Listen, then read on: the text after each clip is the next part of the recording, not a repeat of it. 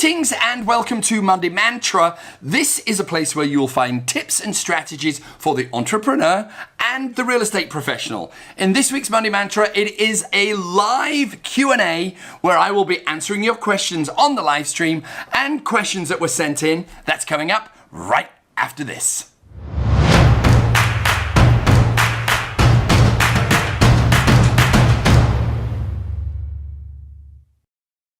This Monday Mantra is a live Q&A for the end of the year. This is potentially the last mantra of the year. And so I am going to be fielding your live questions, hopefully on Instagram here. So if you have any questions, now is your time. This is a free-for-all. It is an open forum. If you have any thoughts, any questions on marketing, any questions on social media, any questions on real estate, any questions on anything you like, I am here to be of service and answer them all.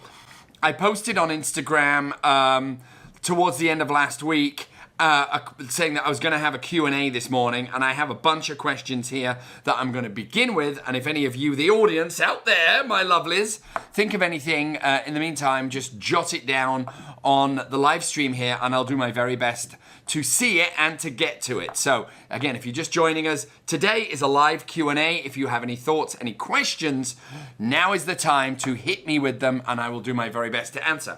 Okay, so I want to jump into one of the questions that I got last week. I got this from someone by the name of Jay Parsons from Chicago, and I'm not sure if it's a man or a woman, so they said this question: At what point do I need to jump into video for my real estate career?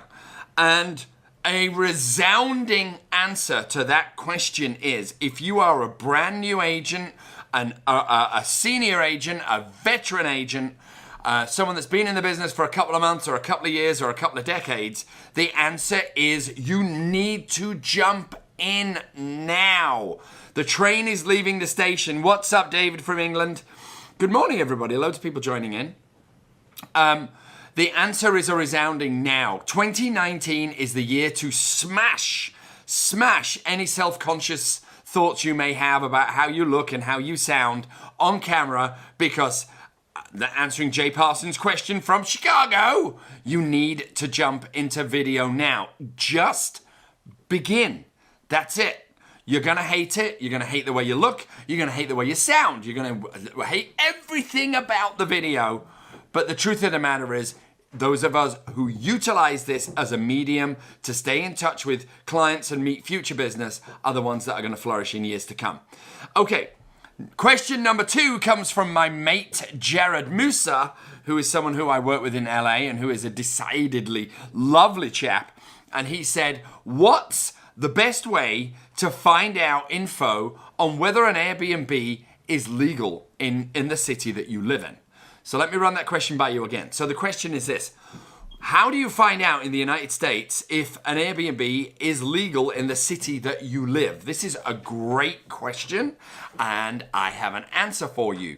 When dealing with anything that even brushes against the law and real estate, what I would highly recommend is that you get the advice of an attorney. So I'm going to give you a website which caters to kind of this arena of real estate. And the name of the website is airdna.co. airdna.co.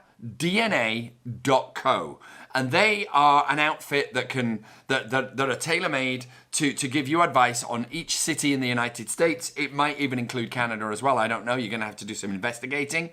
But if you are a budding short-term rental investor or owner and you want to expand your portfolio, you absolutely must be aware of the legality of having a short-term rental in the city that you're in. Because some cities are tightening up. Some cities are actually very friendly towards short-term rental, and I think you need to know which ones you should be investing in. Case in point is, if you want to be a short-term rental investor in the United States, and you don't necessarily have to be investing in the city that you live in, which is what I would always recommend, but if the laws are impractical, then this site actually shows you as well some of the more Airbnb friendly or short-term rental friendly cities across the United States. So great question, Jared. Thank you very much. If you're just joining right now, today is an end of year Q&A for Monday Mantra, where I'm going to be answering questions live. I have a stack of questions here. Anybody who is joining us on Instagram, feel free to bash in a question and I will do my very best to answer it before the end of the show. Okay, number 3 is from, somebody from London, David. Number 3 is from Samantha Gerard, who's based out of London, and she says, what is the best way for new agents to find business? Okay, the best way for, I got to be fair, in Britain, it might be slightly different to the US. What's up, Mr. Social Savvy? It might be slightly different to the US, but in the United States, I can answer this very clearly, and I'm sure it will still apply in the UK, which is this. If you're a new agent, when you are a new agent, there is this kind of thing of, we all got to find clients. Oh, okay, the questions are coming in. Okay. I will get to them, I promise. When did you become a broker owner? I'm going to come back to the written ones because these are going to go away. Mr. Social Savvy says, my mate Jesse Peters, when did you become a broker owner and why? Great question. Okay, so there are some people, I'm sure there are some agents out there that are budding brokers, right? You maybe think, I don't want to pay the company I'm at commission. I want to have my own firm so I make more money. So I will give you my opinion. The resounding answer is, if you want to own a brokerage to save commission, don't open a brokerage, because there are lots of extraneous costs with running an office, such as insurance and, paying people, staff, lights, heating, coffee, all of that stuff that you don't have when you're an agent.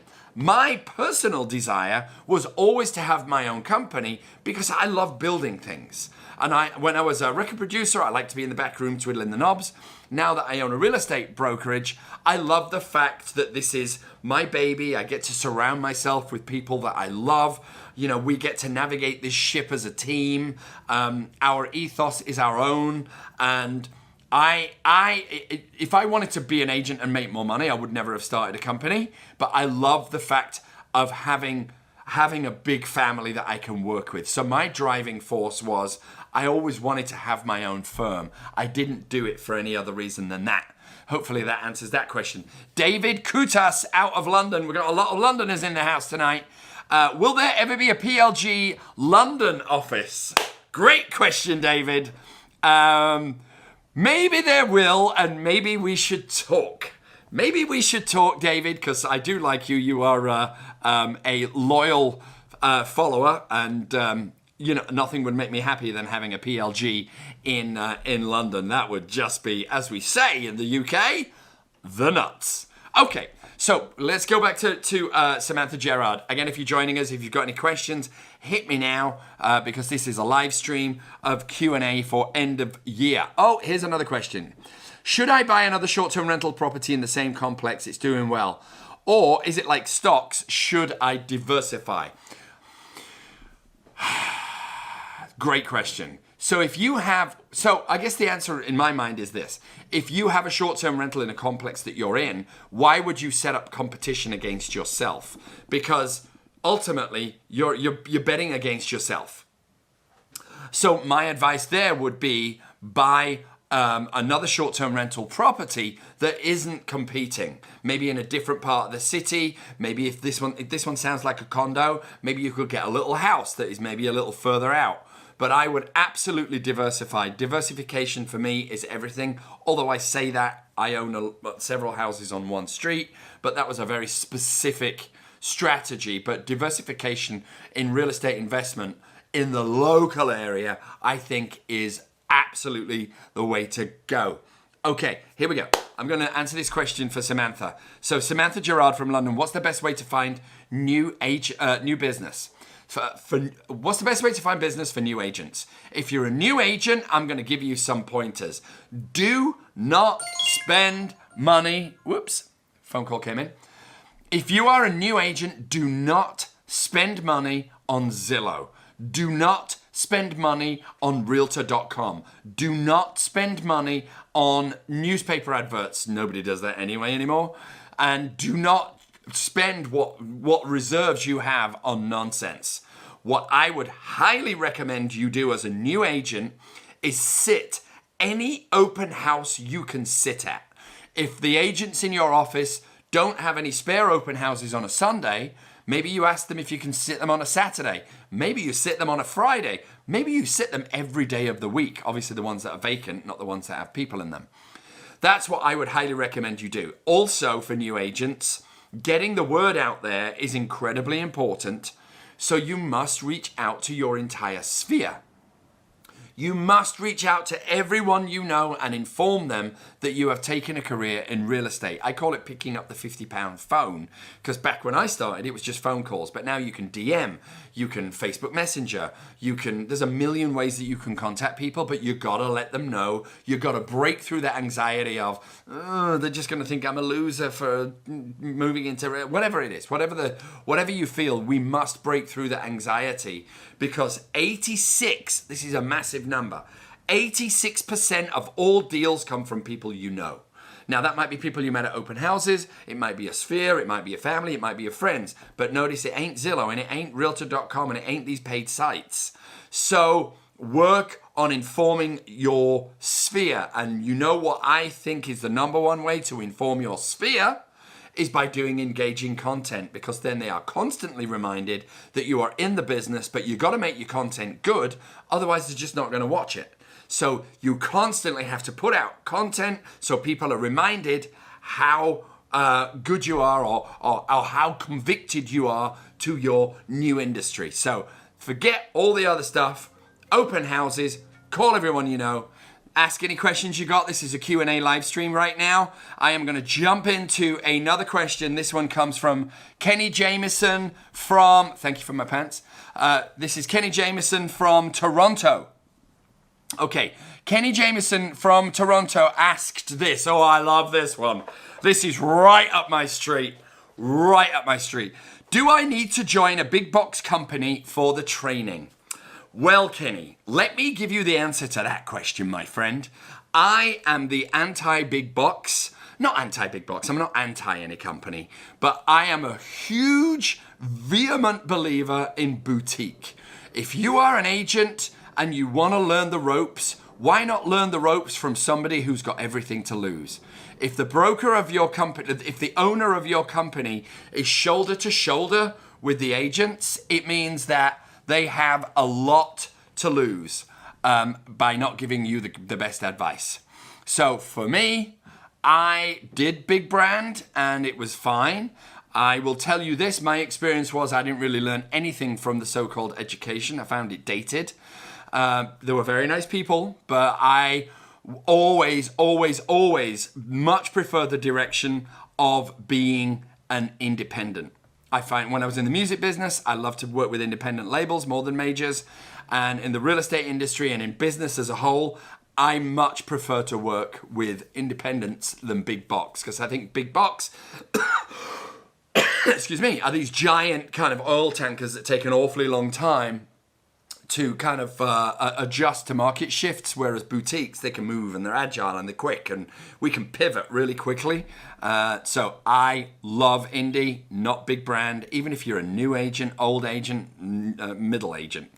Okay, here we go. Next question is from Carlo, whose name I cannot pronounce. It's a long last name, and he is from Brazil. And he says, do I need a Facebook business page? So the answer to that question is this. If you want to market yourself through Instagram and through Facebook, you have to have a Facebook business page, because you can't buy ad space without it, right? You can't buy paid ads without having a Facebook business page. So everybody on the planet who is in sales must have a Facebook business page, because then that way you can buy ads. Secondly, I'm actually going to get into that one in a minute, but if ads, for me, social media ads are absolutely everything. I am personally going to be stepping up my own campaigns through Facebook, through Instagram stories. I love Instagram stories. It's not saturated right now with adverts. It will be, but so I'm going to be diving in there in 2019 and really, really carving out a social media campaign in there that's pretty aggressive. But if you don't start with having a Facebook business account linked to a credit card, you can't do any advertising at all. Now, organic growth, I love the concept and I love the topic of organic growth, but organic growth has changed. Back in the day, you could start a YouTube channel in 2008, just put out videos and you would organically grow because there wasn't as much stuff online. Now there is just more and more stuff. So if you want to grow your business, your client base, and ultimately make more money, you are going to need to deploy funds into your social media advertising. And as I've said on other Monday Mantras, every spare dollar you have, you need to be spending online. I said this at the PLG meeting last week. You know, is there anybody here who had a crappy meal in a restaurant this week? Several hands went up. I'm like, there's $80 you could spend online. Did anybody buy something they didn't really need this month for $100? Loads of hands went up. So now I'm at 180. Did anybody, buy some 2 or 3 drinks too many at the pub, a couple of 3 times this month? Loads of hands went up. So I'm at about $300, maybe $350. If you're spending $350 online in marketing consistently month after month after month for at least 18 months, you will see results. It's that simple. And the price of advertising is going up. So now is the time. That's not what this mantra is about. Let me get through a couple more questions. What's the difference between Instagram personal and Instagram professional? So Instagram business, again. So when you have, let's do Facebook versus Instagram. When you have a Facebook personal account, you can't advertise it. If you want to switch your personal account to a professional, you can't. You've got to start a business page and then start from ground zero and build the following on the business page. It's a pain in the ass. Whereas Instagram, you can have a personal account. You literally go into the settings and you flip it to a business account. So now you can advertise from within Instagram. And I don't believe, I could be wrong here, but I don't believe you need to have that necessarily needs to be linked to the Facebook business page. But you should absolutely check that out. Okay. Question from Pete Williams in Florida. Here is a question from Pete Williams in Florida. Should I be using Instagram TV? Instagram TV, ladies and gentlemen, I could be wrong when I say this, but it is a spot. It is a spot where no one is. So why wait for everybody to get there and go, I'm going to do this now? Instagram TV is most likely going to be monetized next year. As soon as it's monetized, all of the YouTubers, not all, but a lot of the YouTubers are going to start filling up the airwaves with their stuff. So what I'm making a point of, whether I'm right or whether I'm wrong, is irrelevant because I'm going to do it in case I am right. And if I'm wrong, I haven't hurt anyone. I'm loading up my Instagram TV full of videos so that when there are some parameter shifts where I can control and I can market specific videos, which you can still do now, or I can turn them into like playlists or categories and all of that stuff that YouTube has, which I am sure is going to happen on Instagram TV. I'm there. I'm already ahead of the curve and I'm already advertising to people from within a medium that is not saturated. So Instagram TV, Pete Williams from Florida, is absolutely, in my opinion, something that we should be investing time into and money. Okay, ladies and gentlemen, so I've got one more question, and then if somebody wants to have another live question, hit me now because I'm going to do this last question, and then Monday Mantra will be over for this week.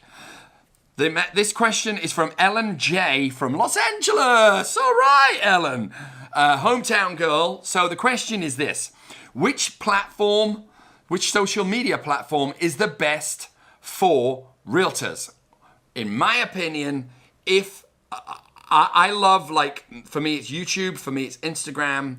And Facebook is okay. So it really is pick your poison. So let me start with this. Like a few years ago when we had, when social media accounts came out, I was one of these guys that tried to stay up on all of them. I had my Twitter, I had my Facebook, I had my Facebook personal, I had my Instagram business, I had Snapchat, I had Pinterest, blah, blah, blah, blah, and it became insane. And for maybe a year or two, I was really on them all the time, posting everything all the time. Now, unless you have a team of people that can constantly create content for you and put it out, which you know I'm against you handing it off. Working with people, sure, but handing it off, not so good. Unless you can afford a team of people to be sitting in your office cranking out your social media, I say pick your poison. If you love LinkedIn, if you enjoy being on there, go for it. If you are a Facebook person, which there are millions of, if you love Facebook, deploy most, not all, most of your time on Facebook, procuring conversations and getting to know people and kind of working your crowd in there. And the same is for all the other platforms. My favorite platform for real estate, and you already know which one this is, hands down, I believe, is Instagram. Because real estate is really visual. It's a visual industry, right? It's house porn. We're looking at pretty things all the time. Or we're looking at, it's just visual. It's not intellectual property per se. It's like, here's a house. Can we flip it? Can we build it? Or is it gorgeous? Right? And so on. Is it a good investment? There's a myriad of different variations of that. But for me, pounding Instagram as a real estate professional, if you don't know which one to jump into, would be the one I would recommend because I like it. I just love it to bits. I think it's just simple and yummy, and you've got stories and you've got videos and you've got Instagram TV, and you know, it's kind of all of the platforms all in one. So Instagram is the way to go. Okay, looks like I'm out of questions, and that was a long mantra, 20 minutes today. Good Lord, everyone. I want to personally thank everyone who tunes in and watches Mantra. You are loved and adored by me. I cannot thank you enough for your support. I want to wish everybody a wonderful, wonderful, wonderful holiday season.